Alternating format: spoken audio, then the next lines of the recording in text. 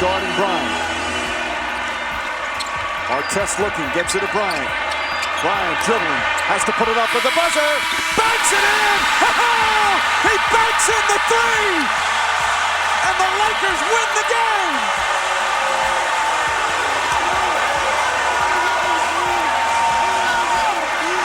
Dwyane Wade was recently a guest on the Squeak Show by Tony Parker. Let me put some respect on his name. Newly named first ballot Hall of Famer Tony Parker, alongside his classmate Dwyane Wade, did a podcast together. And Dwyane Wade had some interesting comments about the late, great Kobe Bryant, alongside his Miami Heat Big Three. That's over a decade old now. We getting old, y'all. D-Wade said, I watched Kobe Bryant grab the ball and celebrate his 5th championship, and I was like, LeBron, so what we gonna do?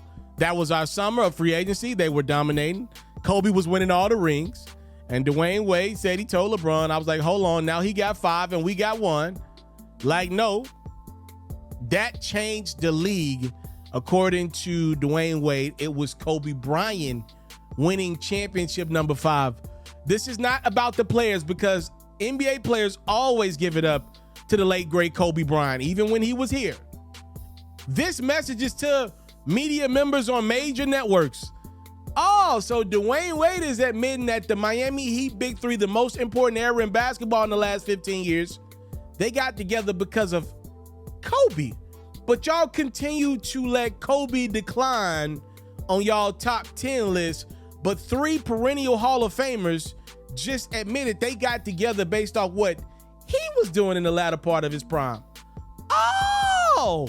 Now, maybe you want to say, Dwyane Wade, I think you capping, bruh, because there is a previous interview that's floating around on Twitter right now in which Dwyane Wade actually, in another interview, told Kevin Garnett the reason we got together was because of what y'all were doing in Boston. So maybe you think Dwyane Wade is capping. But look, I have come to deal with the fact that guys are going to cap in interviews because of the landscape of podcasting and how much money potentially is in it right now. People are going to lie. You want to know why? If you're Dwyane Wade, right? You agree to do Tony Parker's podcast. I don't know where that thing is at. Maybe I don't know where it's at. Actually, I think they're out of the country right now. I don't know. You agree to do Tony Parker's podcast. Well, you probably went out with him the night before or the night that y'all shot the podcast. I'm sure because you throwing Tony a lob. Tony's a rich guy. Tony probably paid for everything that night. Probably made sure you drank well, made sure you ate well, all that great stuff, right? I'm just putting it out in the atmosphere. Let's call a spade a spade.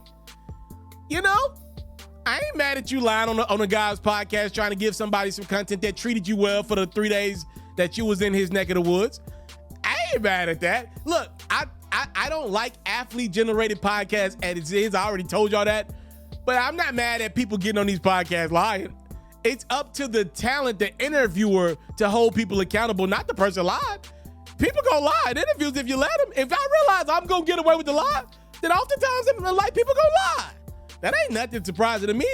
I just wanted to give it up to the late, great 24 because his legacy, and it started right after he retired and has continued in his death, untimely.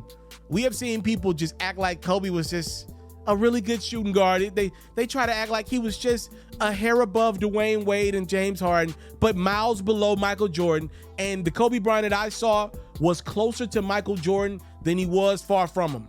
That's what I remember. All right, if you really want to get me into a conversation, give me a couple of drinks of alcohol, and I'll be the guy to tell you straight up and down, I thought Kobe was better than Mike, but we really can't say that. I understand why we can't say that, but you don't really want to get me to talking. All right, shout out to Dwyane Wade for giving it up to 24 because a lot of people were making decisions based on what he was doing. I know that's somehow a forgettable piece in the NBA's history, but yes, guys were making decisions based off that Kobe Bryant, Pau Gasol, and Andrew Bynum era in LA. I remember. I was there. I want to salute you, homie, you know, for building your own thing and doing your own thing. Why build theirs when I believe I can build my own? You've already done it, or I wouldn't be here. I'm already the only elite sports and music journalist in the game today. My goal is simple, to be the best there's ever been. So, please don't go. Make sure you subscribe and follow the journey. It truly means everything to me. I tell stories. I talk music. I cover sports. I am culture. I am Ferro.